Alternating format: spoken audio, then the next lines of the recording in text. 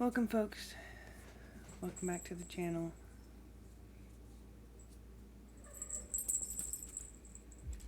There's so much to be grateful for today. Today I helped my mom move some stuff.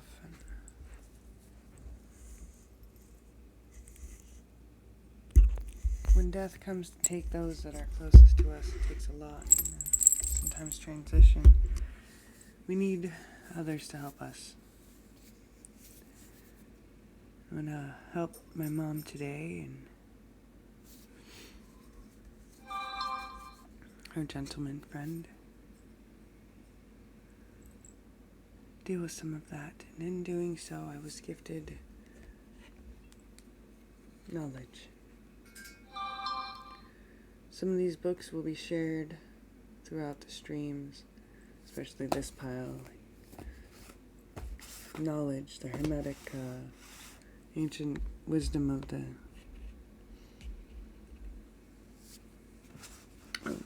samurai. You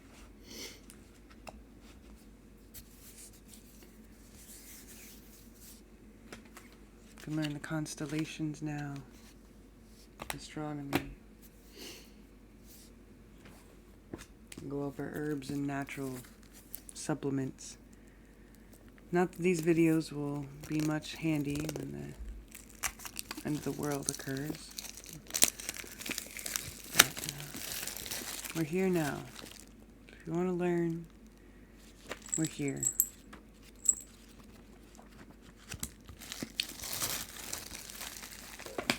Tonight we're going to be reading from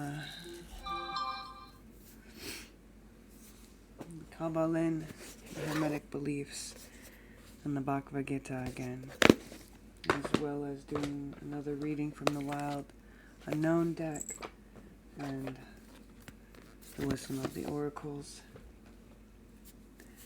Not going to make it too long tonight as I have to get some rest, have something major going on in my life tomorrow, and I need to be ready. So, give me just a moment and we'll get right back to it.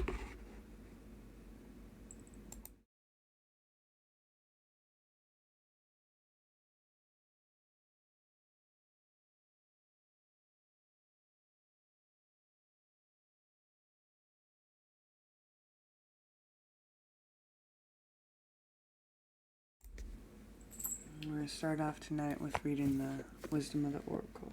Get these readings out of the way. Yesterday's was chaos and conflict. Sometimes out of that we find resolve and new manifestations of life.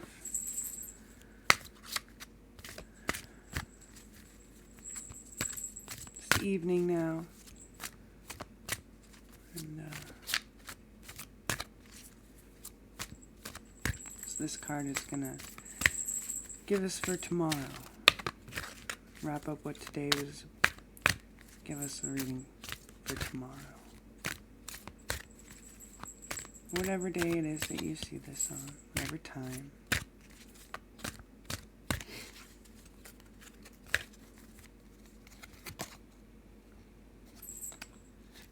Let's be in the here and the now.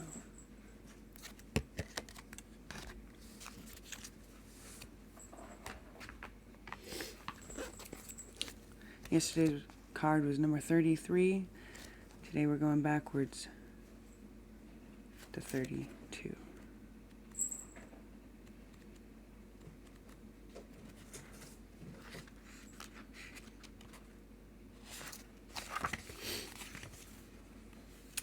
The essential meaning is being fully present in the moment, living one day at a time. Oracle's message: everything happens in the now, in the present. Only this moment counts. You have what it takes to handle anything today if you let go of the need to look into the future or reflect on the past. Be present and notice what is going on right now. This very moment has the potential for you to create miracles in your life. Relationship message: it's easy to yearn for a love affair or friendship you may not have right now. one that is more romantic, more fun, more reliable, more passionate. The good old days are gone, and a new day is dawned. Let your heart trust that you have everything you need right now, whether you have the relationship you desire or not. Tomorrow is beyond your reach. Yesterday cannot return. The now is all that is available to you. Stay present and aware that in this moment, as you cherish and approve of your beautiful self, you are a magnet for love. Spirit is madly in love with you right now. Did you know that? Turn to Spirit to feel the joy of love in the here and now. Prosperity message. What you are working on is golden, and your efforts will leave a powerful legacy. Focus not on meeting a goal in the far-off future, but on creating a dream now, realizing your desire for an outcome and owning that it already exists. It will appear in the material world as if by magic. Claim your prosperity now. Excuse me. The essence is more important than the form. When you are immersed in prosperous thoughts, you automatically tune into a sense of timelessness and unlimited potential. You can act as if, in spite of the temporary outer conditions, you are prosperous at this moment. What you think now becomes your reality. Stay present. Protection message. Whenever you find your mind drifting into the past, wondering if things could have or should have been better, or whenever you find yourself longing for good old days, you lack power. The same is true of looking too far ahead and hoping the future will provide you with certainty. Driven by ambition, you might wander too long in a place with no substance and forget that you are here, today. The past and future are illusions. Whenever you leave the present moment, you're disconnecting from your inherent power to manifest your reality with true substance. Neither past nor future can give you what you need. Now is all that counts. Come back from those eternities and be here now. All will be well and miracles will appear as if by magic in the perfect timing of Spirit.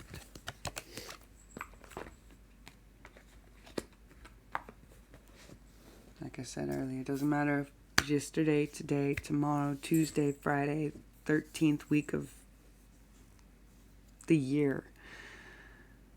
Be in the moment, whatever that moment is. Time is linear. It's not linear. It's everything, everywhere, all at once. Just take joys in little things of the moment. Smell the flowers. Pet your cat. Soak in a tub.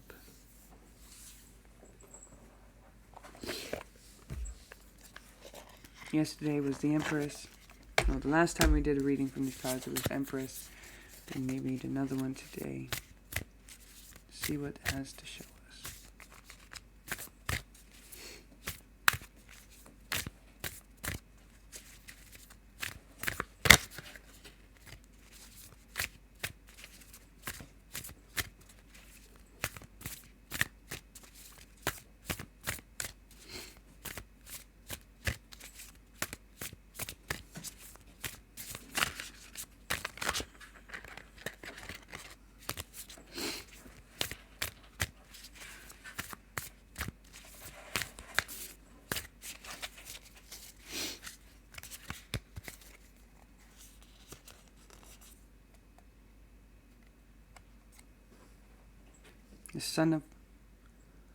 The Son of Wands. A serpent on a rod. In one of my last streams, I talked about the serpent on the rod and how it symbolizes Christ, but also more.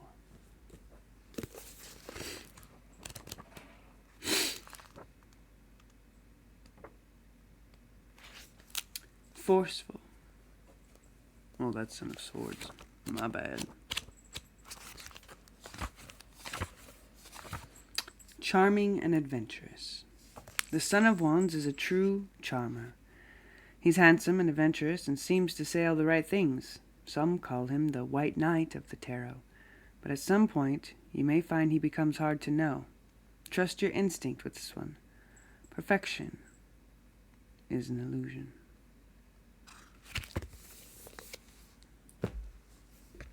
It's not always what it seems.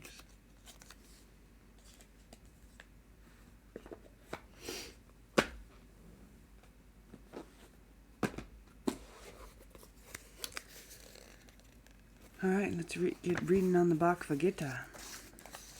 If you have a copy of this, read along. No, just enjoy. We're on part 3, the secret of work. Then spake Arjuna, the Pandu prince, unto Krishna, the blessed Lord, saying, O bestower of knowledge, if, as thou hast said unto me, right thinking is more important than right action, if the thought be superior to the deed, then wherefore dost thou incite me to action? Why dost thou urge me on to this horrible battle with my kinsmen and friends? Thy subtle words and doubtful speech confuse my understanding, and the remembrance thereof casteth my brain to spin and whirl unsteadily. Inform me, I pray thee, and inform me with certainty, of the one course that leads toward peace and satisfaction. And Krishna said, As I have already told thee, O Pandu prince, there are 2 roads to the goal thou seekest. The first of these is the road of right thought, and the second that of right action. Each road hath its travellers, who declare their own road to be the only true one, and yet I say unto thee that both of these roads are one, when seen from above. Listen to my words. He is deceived who thinketh that by shrinking from action and resting in inactivity he escapeth the results of action, nor doth he gain happiness from such practices. There is no such thing as real inaction, for all the universe is in constant activity, and no single point in the universe may escape the general law. No one, not even for a moment, can remain inactive, for the laws of his nature impel him to constant activity of mind or body, or both. Even against his will he is impelled into action of some kind. There is no escape from the universal law. And again I say unto you that he who restrains and controls his sense organs and instruments of activity, and yet in his foolish mind dwells upon the objects and the things of the senses, is a deluded and deceived soul. But he who, expressing his mind in right action through duty, without attachment to rewards, performeth his work in the world, verily he is to be esteemed wise and worthy. Act well thy part in the world. Perform well thine allotted tasks. Take hold of that work which lieth nearest thy hand, and do it the best that is in thy power to do, and it will be well with thee. Work is far preferable to idleness. The one doth strengthen the mind and body, and is conducive to a long and normal life, while the other doth weaken both body and mind, and leadeth to an impotent and unhappy life of uncertain duration. The race of men is bound because of action performed from motives and reward and gain. It hath become attached to its desired objects, and must toil on, bound, until freedom comes at last. But do thou avoid this folly, O Arjuna, and do thou perform thy dutiful and proper tasks unattached and free. Perform thy tasks for the sake of duty to the real self alone, and no other motive. Rememberest thou, Arjuna, the ancient teachings which inform thee of the creation of the world, and of the words the Creator spake to his created beings? Listen to his words, which I speak to thee. Worship, sacrifice, and remember the source of all things, the bestower of desired objects. Think of the gods, that the gods may think of you. Ask that ye may receive. He who receiveth the gifts of the gods, and faileth to accord to them his thought and recognition, is like unto a thief. From food creatures are nourished and grown. From rain cometh the food. From the gods come the rain in response to the desires and demands of man. And the desires and demands of man are forms of action, and the actions proceed from the one, all-pervading life. He who, living in the world of action, attempts to refrain from action, he who, enjoying the fruits of action of the acting world, would still shirk from his share of the work and action of the world, he who would thus idle away his life, lives a life most vain and shameful. He who profiteth by the turn of the wheel at every moment in his life, yet refuseth to touch his hand to it,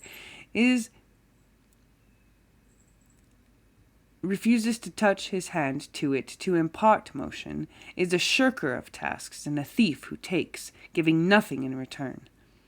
But wise is he who acteth otherwise, and who performeth well his work of the world, providing that he be unattached to the fruits thereof, and that he be always centered in the knowledge of the real self.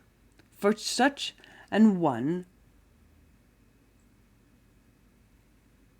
concerneth not himself regarding what is being done in the world, nor what is being left undone.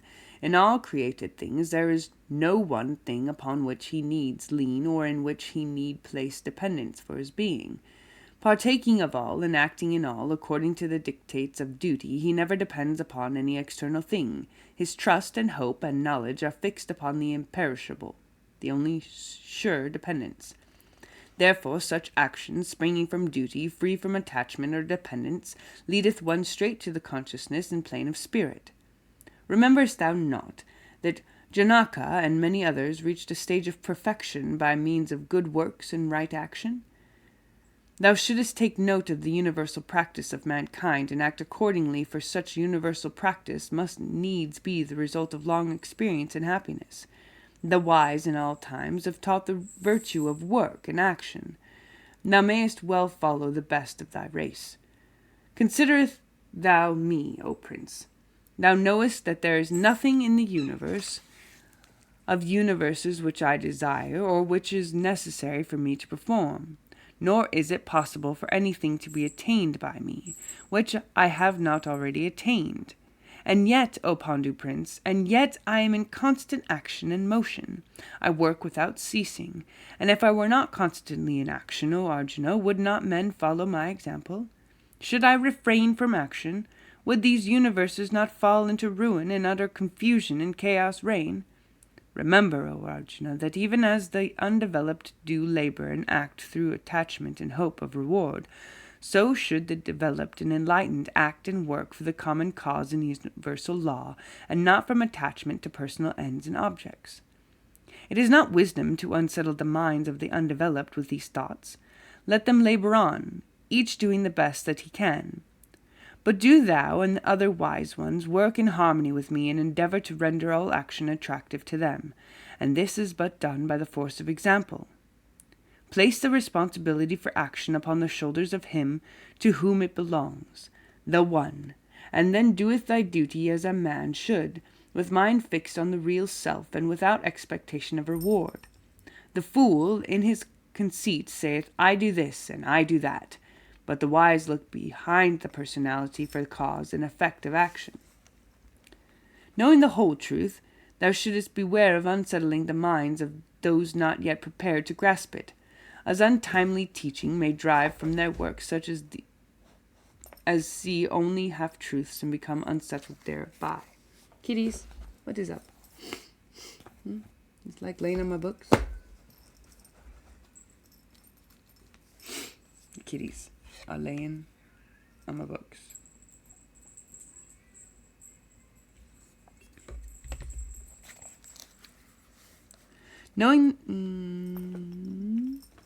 Then prepare to fight, Arjuna, throwing the responsibility where it belongs, and with thy mind freed from egotism and selfish expectations, but centered upon the real self, engaged in the battle task before thee. Those who with confidence and faith shall constantly follow this teaching shall be made free even by works and action. But those who reject the teachings of truth and act contrary thereto shall suffer the fate of the senseless and deluded ones, and be confused and lacking in peace. But the wise man also seeketh that which is in harmony with his own nature, and endeavors to fit his life according thereto. Therefore then, to seek after things contrary to his nature. Let each do the best he can in his own way, and in accordance with the highest within his own character. Beware of the fixed aversions or affection for objects of sense which each will find within himself. They are obstacles on the path, and the wise beware of putting themselves in the power of these enemies within their camp. And finally, O Arjuna, remember this, that it is better to do one's own duty, humble and insignificant though it be, than to seek to perform the duty of another, no matter how much nobler that may seem. Better death in the performance of one's own duty and tasks than victor in performing the borrowed duty of another. The assumed tasks are full of danger. Do with the task at hand. When you are prepared to perform a higher one, it will be placed before you in the same manner. Don't try to do other people's work. Do your own. Arjuna said, "But, O Krishna, it oft would seem that a man is pushed into evil doing by some power outside himself, as if, contrary to his inclinations, he were impelled by some secret force. Inform me, thou, of this mystery." Krishna stated, "It is the essence of his accumulated desires, combined for attack, that urgeth him on. It is this enemy of man, called lust or passion, begot of the carnal nature full of sin and error. As the flame is dimmed by the smoke, the bright metal by the rust, so is the understanding of man obscured by this foe called desire, which rageth like the fire and is difficult of being extinguished. The senses and the mind are its seat, and through these it serves to confound and confuse discrimination. Thy first task should be to conquer this foul dweller in the mind. Mastering first the senses and sense organs, proceedeth thou then to put to death this thing of evil. The senses are great and powerful, but greater and more powerful than the senses is the mind, and greater than the mind is the will, and greater than the will is the real self. So thus, recognizing the real self as higher than all, proceedeth thou to govern the personal self by the power of the real self, and thus conquer this foul monster desire, most difficult to seize, and yet possible of being mastered by the real self. Then bind him fast for evermore, thy slave instead of thy master. Thus endeth part 3 of the Bhagavad Gita, which part is called The Secret of Work. Everyone has a duty. Everyone has a purpose far greater than their self. A duty.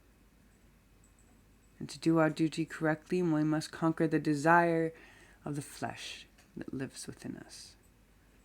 I'm going to pause for a moment of silence to reflect upon what we have read, and I will be right back.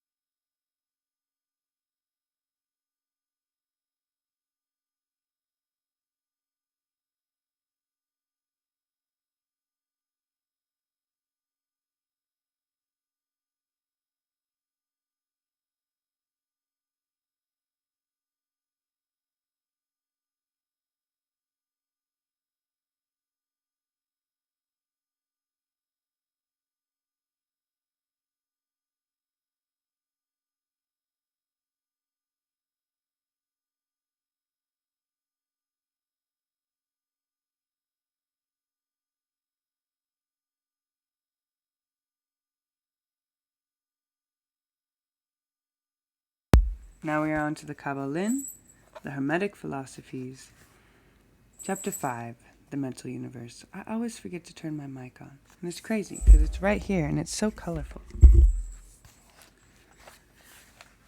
The universe is mental, held in the mind of the All, the Kabbalin. The All is spirit. But what is spirit?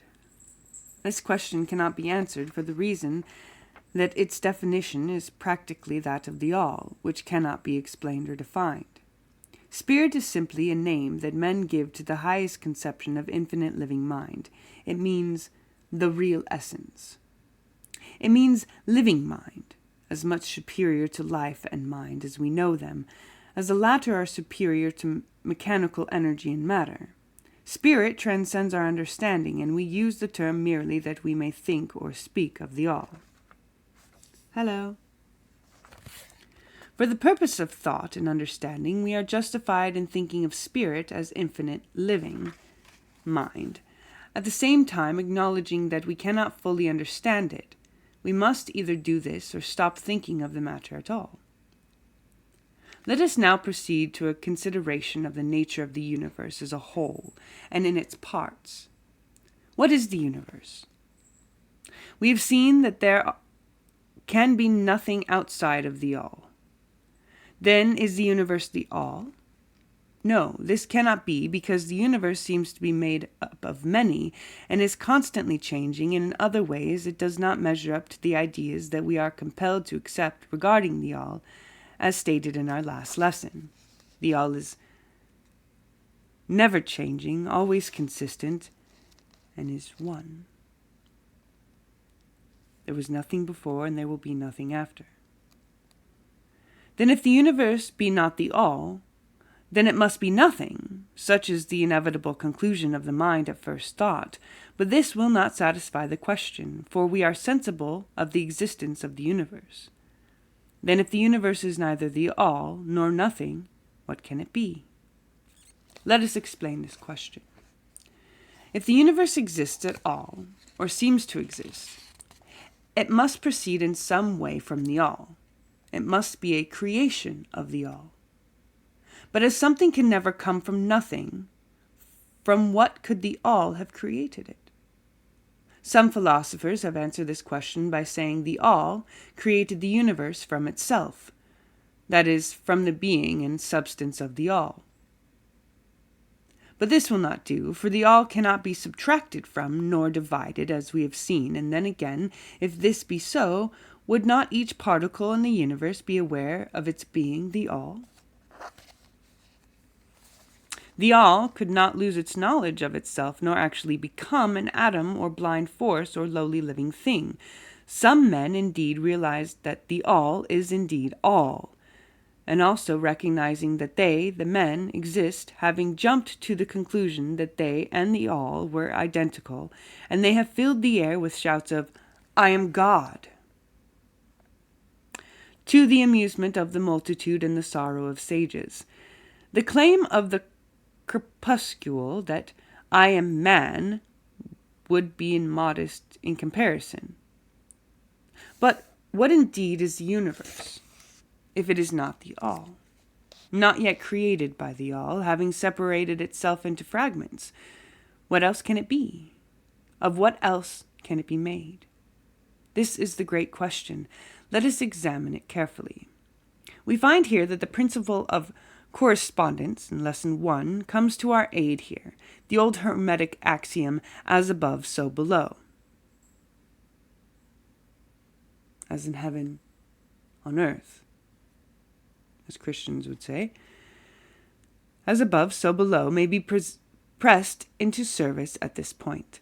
Let us endeavor to get a glimpse of the workings in higher planes by examining those on our own. The principle of correspondence must apply to this as well as to other problems. Let us see. Mom, One moment. remember how I said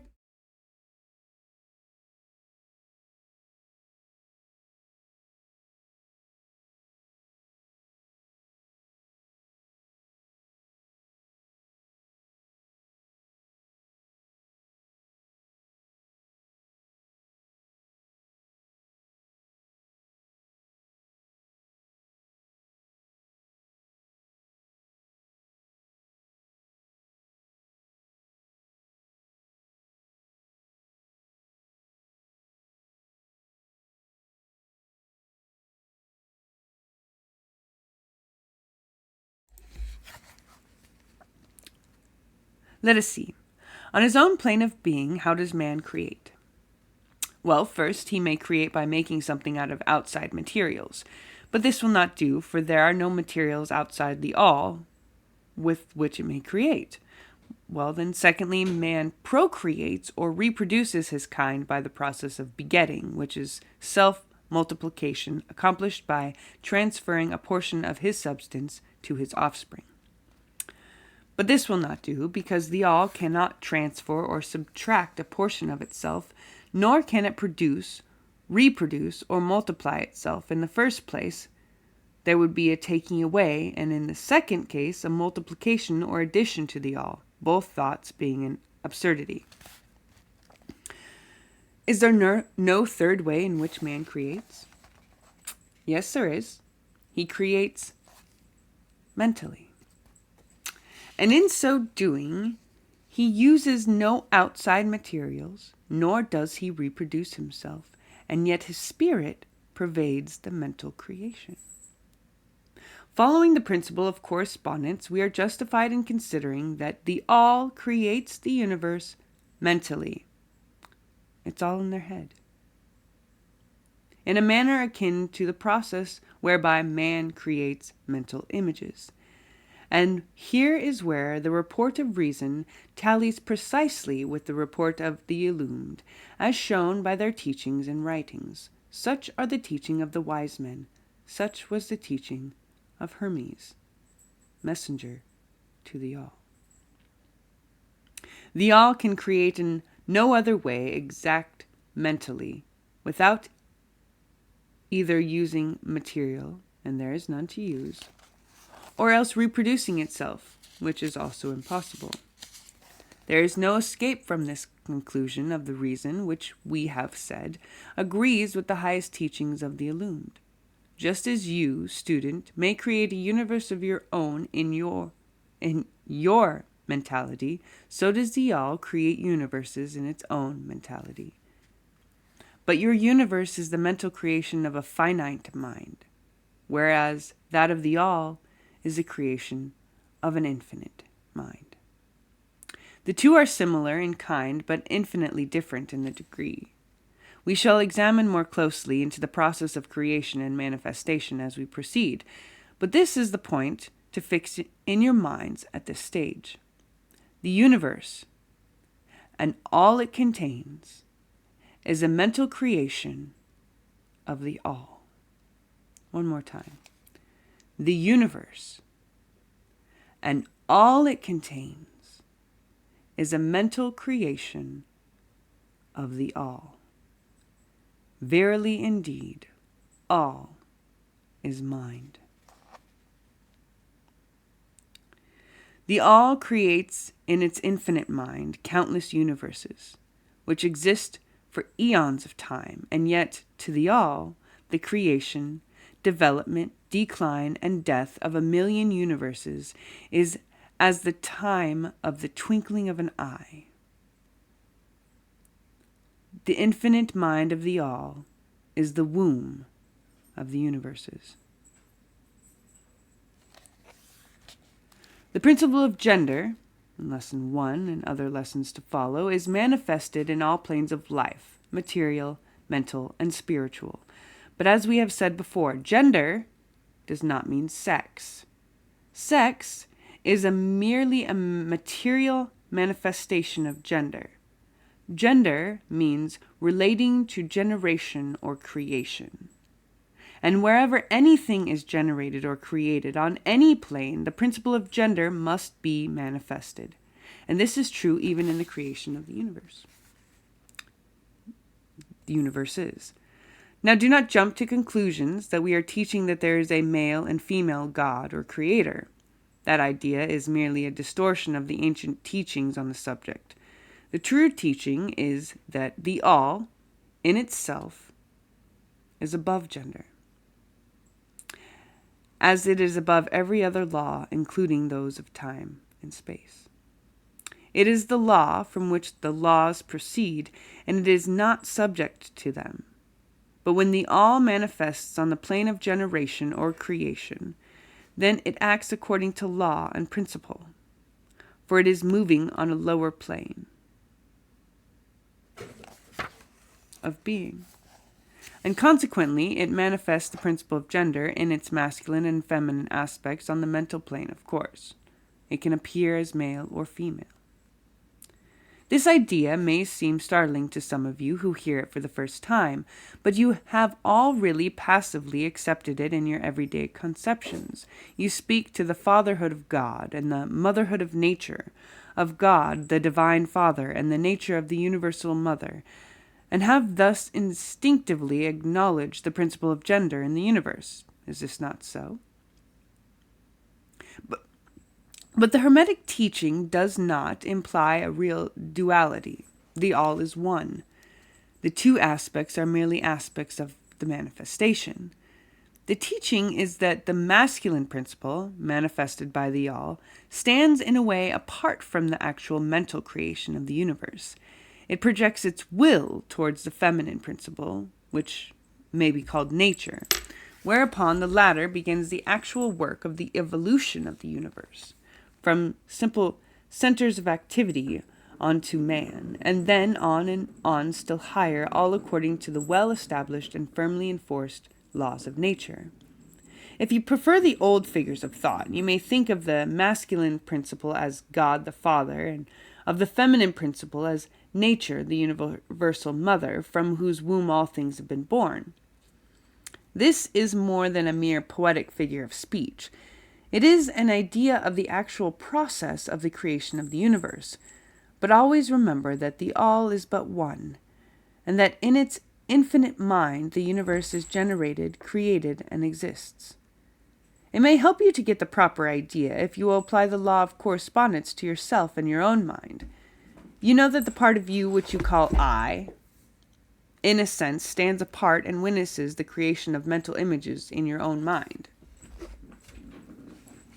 The part of your mind in which the mental generation is accomplished may be called the me, in a distinction from the I, which stands apart and witnesses and examines the thoughts, ideas, and images of the me. We'll be right back.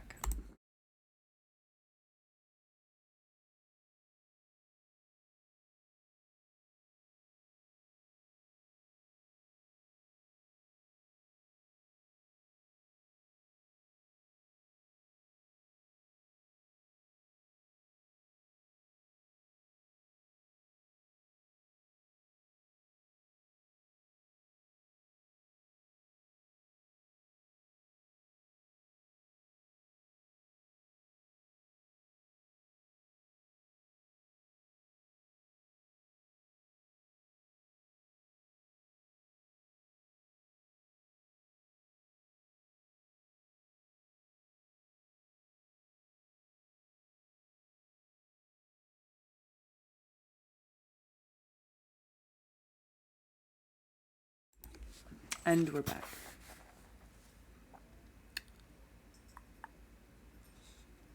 As above, so below. Remember, and the phenomena of one plane may be employed to solve the riddles of higher and lower planes. Is it any wonder that you, the child, feel that instinctive reverence for the all, which feeling we call religion, that respect and reverence for the father mind? Is it any wonder that when you consider the works and wonders of nature, you are overcome with a mighty feeling which has its roots away down in your inmost being? Is it the mother mind that you are pressing close up to like a babe to the breast? Do not make the mistake of supposing that the little world you see around you, the earth, which is a mere grain of dust in the universe, is the universe itself. There are millions upon millions of such worlds, and greater. There are millions of such universes in existence within the infinite mind of the all. How conceited would we be to think that we were the only universe, the only world, the only people in existence, in the mind of God, in the all. And even in our own little solar system, there are regions and planes of life far higher than ours, and beings compared to which we earthbound mortals are as the slimy life forms that dwell on the ocean's bed when compared to man. There are beings with powers and attributes higher than man has ever dreamed of the gods possessing, and yet these beings were once as you, and still lower, and you will be even as they, and still higher in time, for such is the destiny of man as reported to the illumined. And death is not real. Even in the relative sense, it is but birth to a new life, and you shall go on and on and on to higher and still higher planes of life for eons upon eons of time. The universe is your home, and you shall explore its farthest recesses before the end of time. You are dwelling in the infinite mind of the All, and your possibilities and opportunities are infinite, both in time and space. And at the end of the great cycle of eons, when the All shall draw back into itself all of its creations, you will go gladly, for you will then be able to know the whole truth of being at one with the All. Such is the report of the illumined, those who have advanced well along the path. And in the meantime, rest calm and serene. You are safe and protected by the infinite power of the Father-Mother mind. Within the Father-Mother mind, mortal children are at home. There is not one who is fatherless, nor motherless in the universe. For the universe and the All is Father and Mother to all. We're going to take a short break. When we come back, we're going to do the quarterly study, the Last Supper, Mark, and Exodus.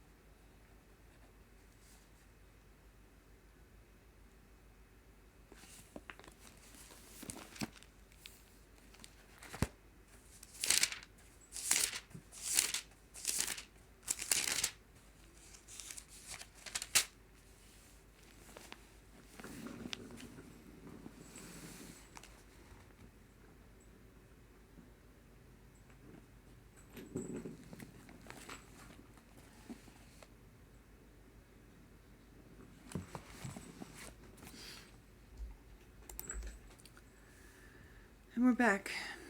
Last Supper.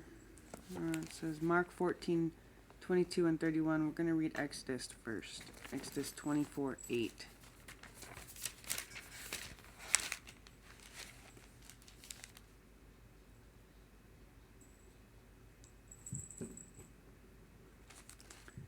This is Moses and the people were out in the desert. Moses took the blood and sprinkled it on the people and said, "Behold, the blood of the covenant which the Lord hath made with you concerning all these words." They just received the book of the covenant.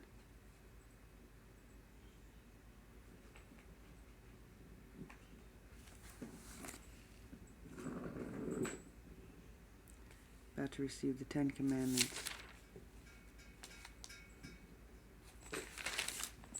Feast of the Unleavened Bread.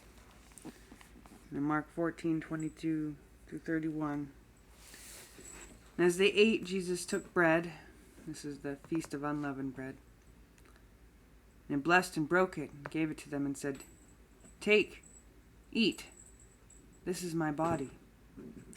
And he took the cup, and when he had given thanks, he gave it to them, and they all drank of it. And he said unto them, "This is my blood of the New Testament, the new covenant, which is shed for many. Verily I say unto you, I will drink no more of the fruit of the vine until that day that I drink it new in the kingdom of God." And when they had sung a hymn, they went out into the mountain of Olives.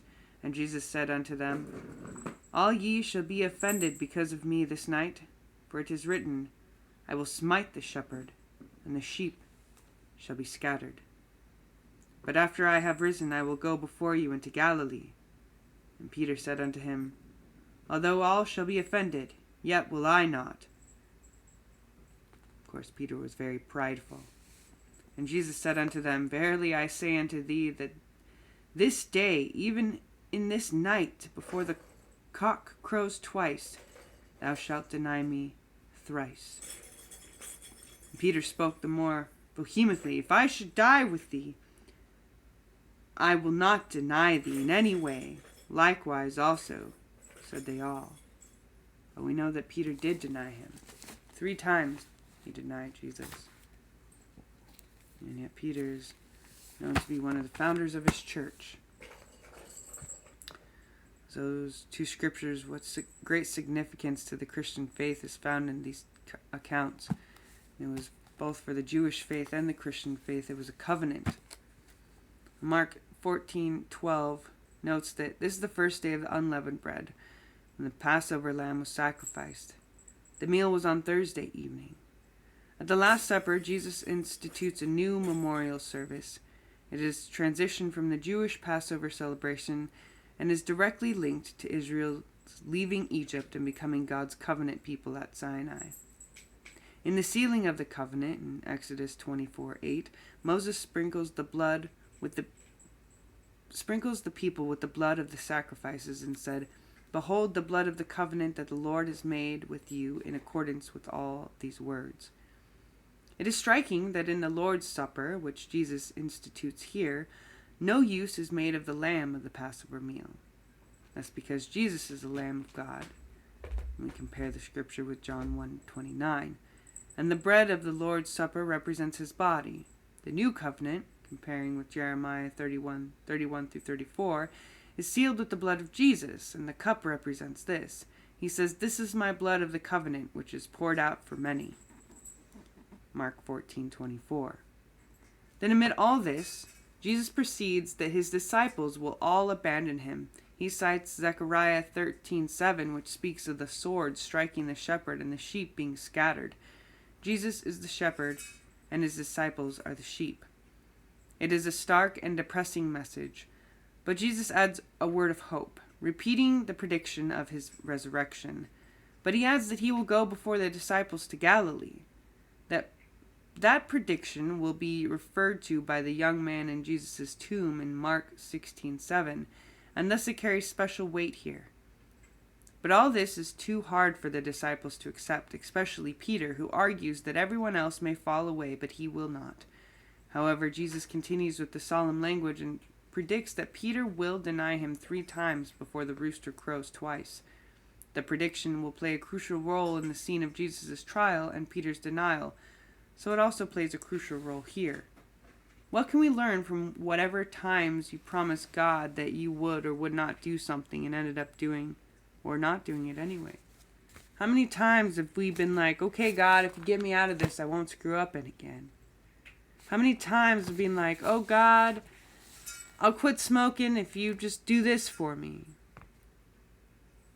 How many times? And then we ignore the voice of God in our head, convicting us. We turn away. We deny it.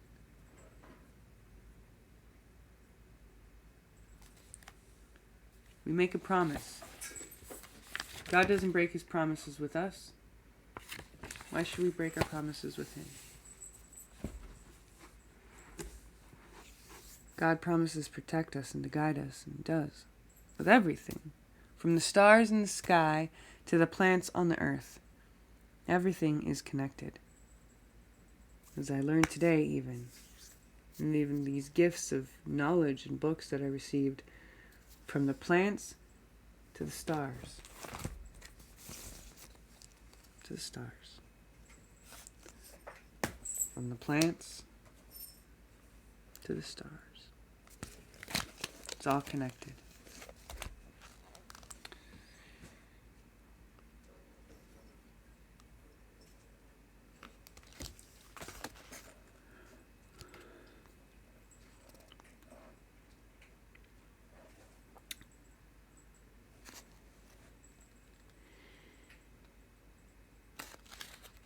All these different flowers. They're all medicinal. Small flowered agrimony. Whorehound. Catnip even. To mint. Uses: tea made from leaves and flowering tops is a folk remedy for bronchitis, colds, diarrhea, fevers, chickenpox, colic, headaches, irregular menses, said to induce sleep, promote sweating, alleviate restlessness in children, leaves are chewed for toothaches. Experimentally, nepetalactin, a mild sedative compound in catnip, also possesses herbicidal and insect repellent properties. Best known as a feline euphoric, catnip produces the catnip response, which includes sniffing, licking, chewing, head shaking, rolling, and rubbing, affecting not only house cats, but large cats as well. This phenomenon is the result of an inherent autosomal dominant gene absent in about 1/3 of cats. Similar effects are not experienced by humans. Recent studies suggest that catnip oil has underdeveloped potentials as a safe and effective insect repellent ingredient, though it can be irritating to the skin in some individuals. Nice. Catnip can help you with bronchitis and cold, diarrhea, fever, and much more. It's not just good for your kitties anymore.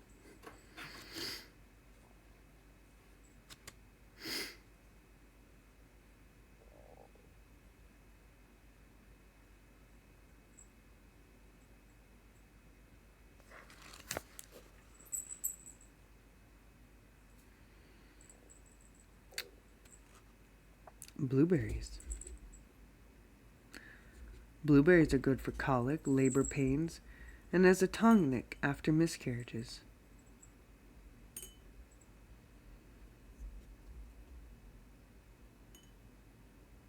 The Chippewa used fumes of burning dried blueberry leaves as a fumigant to treat craziness.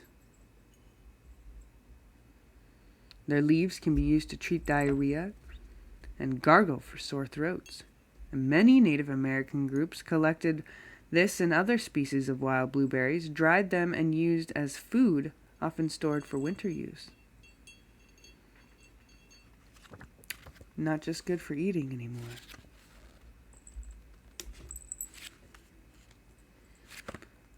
Some fanciful books here we got. Look, I even got one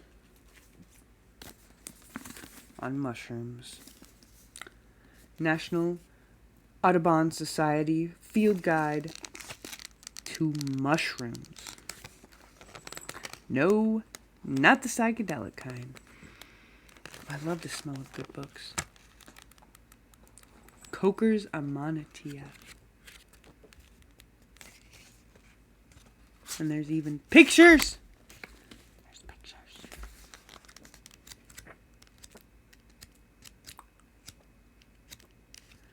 Pictures of fancy mushrooms.